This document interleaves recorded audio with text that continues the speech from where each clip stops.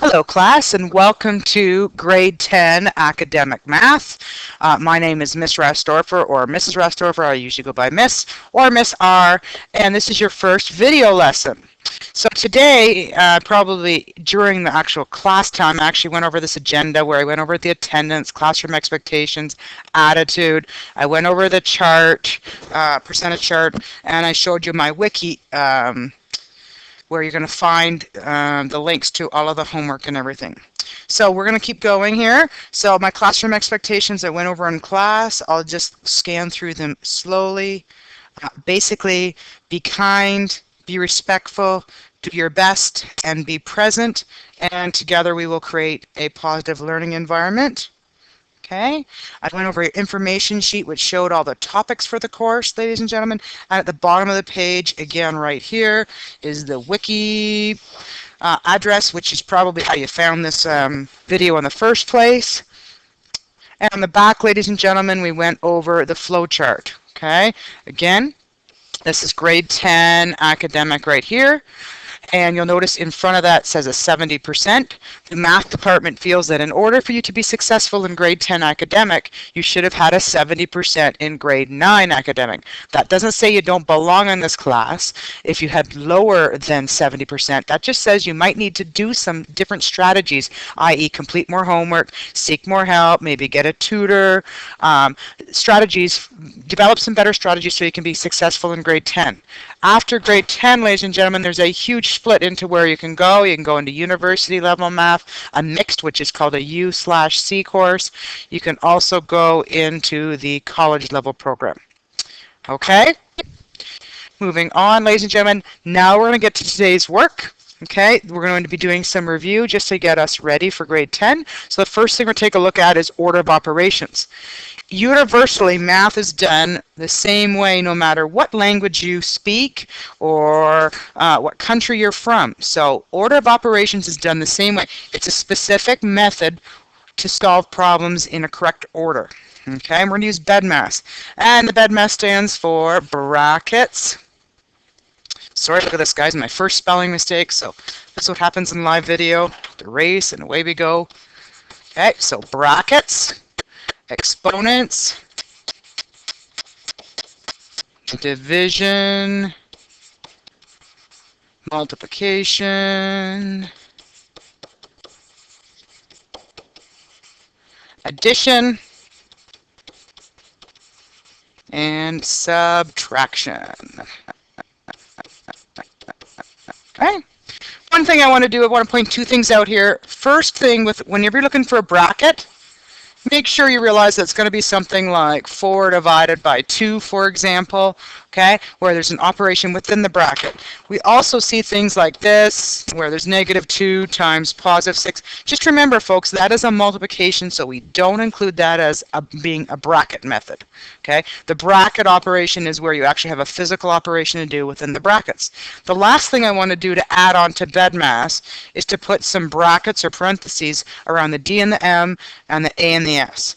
And that is that it doesn't matter if you do division or multiplication first, okay, or if you do addition or subtraction first. You do them in the order they appear from left to right. So I'm going to write down here, as they appear left to right. Great. Now we're going to try an example, folks, and I'd like you to do this example with me. Okay, so notice this operation, this question has several operations we need to do. We have to figure out which one to do first. So we follow BEDMAS. Okay, so B is brackets, so we're going to do that step first. Leave everything else the same and put an equal sign out front. Always you put an equal sign out front unless you're dealing with an equation where the equal sign will go on the inside. Okay, and then, ladies and gentlemen, you do the bracket work first, and 8 minus 2 is 6. Next step, ladies and gentlemen, is to do the exponents. Okay, need to be careful here, ladies and gentlemen, when taking a look at your exponents. Okay, I'm going to do something on the side margin here. There's a difference between subtracting 3 squared. Okay, so you're going to subtract 3 squared, which is 9. Okay. Or be careful if you say it's negative 3 squared. Negative 3 squared means when the negative's inside the brackets, a negative times a negative gives you a positive 9. And in this case, it's this one.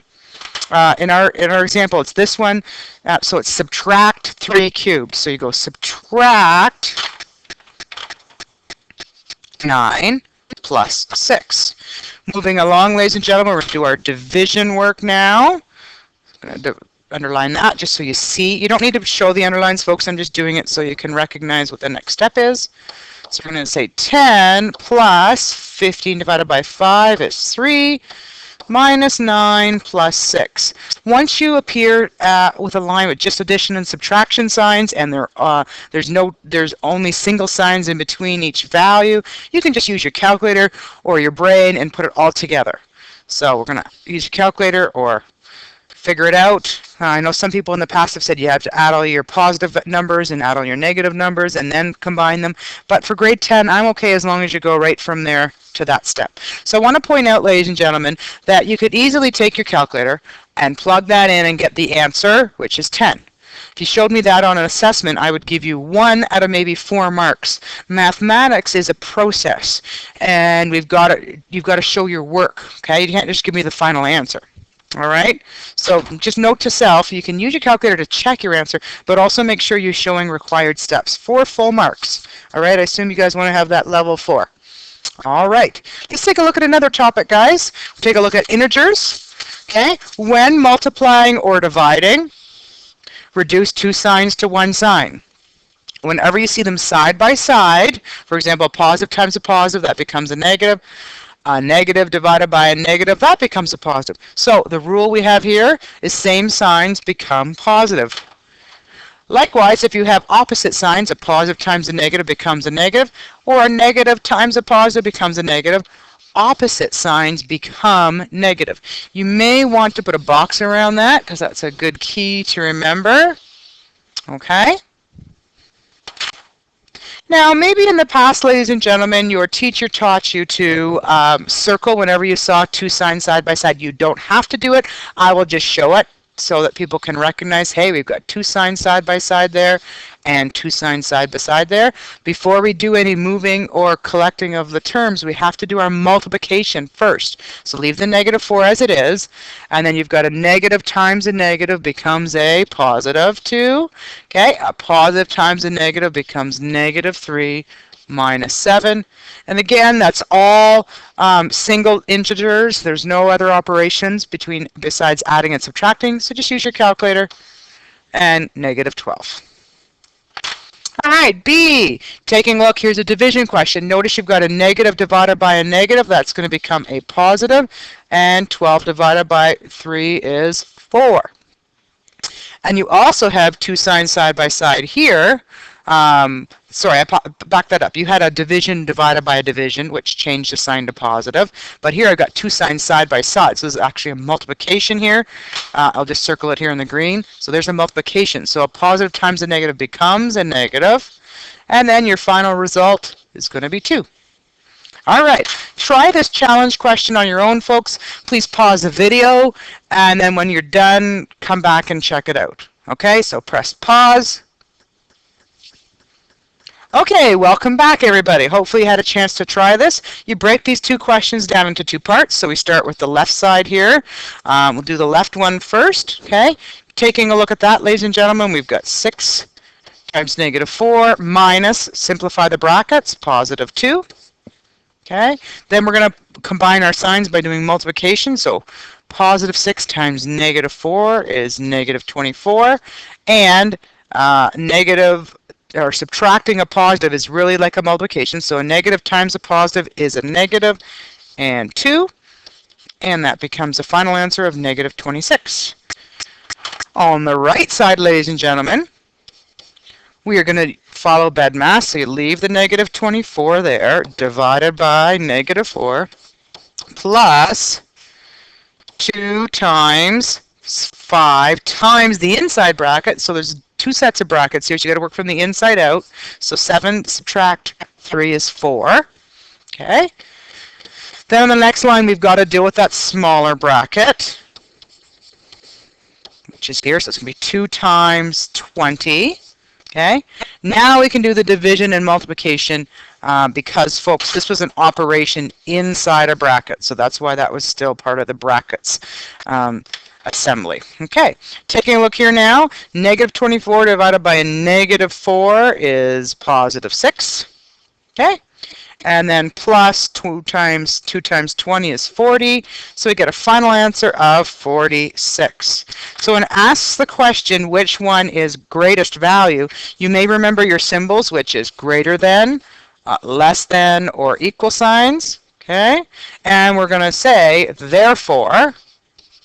Okay, so which one's bigger? We know this one's bigger, so what sign are we going to use? We're going to use the less than sign. So you're going to write the question out and then put a less than sign in between them.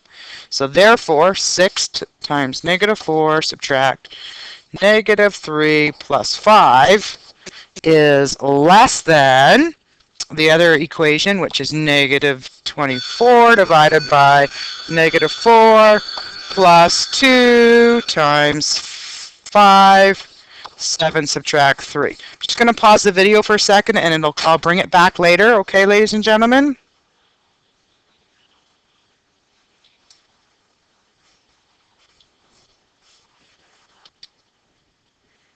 Hey class, sorry about that little interruption. I had to run to class, so now I'm back. And hopefully this menu will disappear on me. Sorry about that. Okay, so we will, ladies and gentlemen, just finish up with our lesson here. So I do need to get that minimized. Seeing if it'll work. Let me just use the computer, guys. That's a funny thing. Normally it's not in my way. There. Okay, so let's finish this, guys.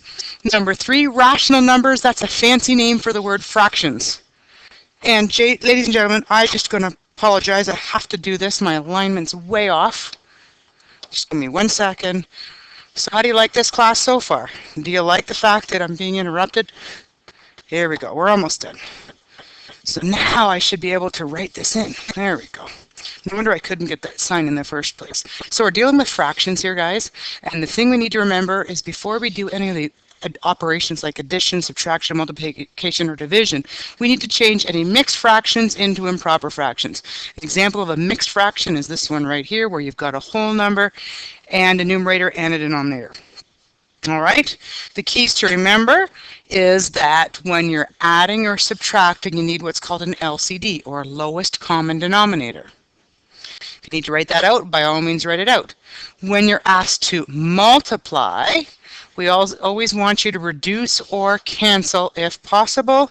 And the last one we're looking for is invert and multiply when asked to divide. I would recommend that you put that in a nice little box, ladies and gentlemen, and study this if you need to remember it. Okay? All right, let's do a couple examples here and then we will head into doing the homework. First, I'm going to take a look at A. There's no mixed fractions, so we can go ahead with the operation, and it tells us to subtract. When we subtract, we need what's called an LCD. So what number does both 7 and 2 go into? That's 14. So I change both of my denominators to 14. And I'm going to put a subtract sign in because that's the operation. Then I have to do what's called create equivalent fractions. What did I multiply 7 by to get 14? That was 2. Whatever you do to the bottom, you do the same to the top. So negative 3 times 2 is negative 6. Likewise, to make the second fraction equivalent, what'd you multiply 2 by to get 14? You multiplied it by 7. Whatever you do to the bottom, you do the same to the top. So that's going to be 7. To answer this question, ladies and gentlemen, you've got your common denominator of 14. Okay, and negative 6 minus 7 is negative 13. That's in lowest terms, and if the fraction's negative, it has to be, the negative part has to be in the numerator. Okay, second example. Take the mixed fraction, change it to improper. So to do that, first of all, this mixed fraction is negative, so you put the negative out front first. All right, just give me a second. Okay, put the negative sign out first, and then you take the whole number 3, multiply it by the denominator 3, which is, so 3 times 3 is 9, plus 2 is 11 thirds.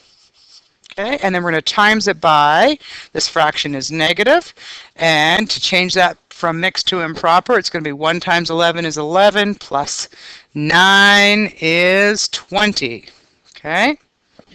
So it's going to be negative 20 over 11. Okay? What I notice here, folks, is I've got a negative times a negative, so I'm going to cancel those out because they become a positive. I also notice that 11 goes into 11 once, both cases. Okay, so what if it simplifies down to is 1/3 times 20 over 1, which equals 20 thirds. Okay, last question, ladies and gentlemen. We've got a mixed fraction, so we're going to change that to improper. So 3 times 7 is 21, plus 3 in the numerator makes that 24/7. Okay, that's a division sign. We've got to change this to a mixed fraction to improper. So 1 times 5 is 5, plus 1 is 6, so we've got 6/5. Remember, ladies and gentlemen, when you have a division sign, it says to invert and multiply. And you invert and multiply the fraction that's behind the denominator, or behind the division sign. So we're going to flip the 6/5 is going to become, 6/5 is going to become 5/6. And you change the division sign to multiplication. Invert and multiply. Just write that in there. Invert and multiply. Now we follow the rules of multiplication, which means to cancel wherever we can. So for example, 6 goes into 6 once, it goes into 24 4 times. So it simplifies to 4/7 times 5 over 1. And doing your mathematics, that's going to be 20 over 7 by multiplying the numerators and multiplying the denominators. All right, ladies and gentlemen, that ends this first lesson. And at the end of each lesson, ladies and gentlemen, there'll be a box usually, or at the bottom, it'll tell you your homework. So your homework, ladies and gentlemen, let's see if it's attached here. There it is, ladies and gentlemen. There's your homework. And go to my website, ladies and gentlemen, to find the one that says solutions on it. So it should say handout solutions, and make sure you're on the right track. Have a great day, folks. And of course, come see me if you need any extra help. Ciao.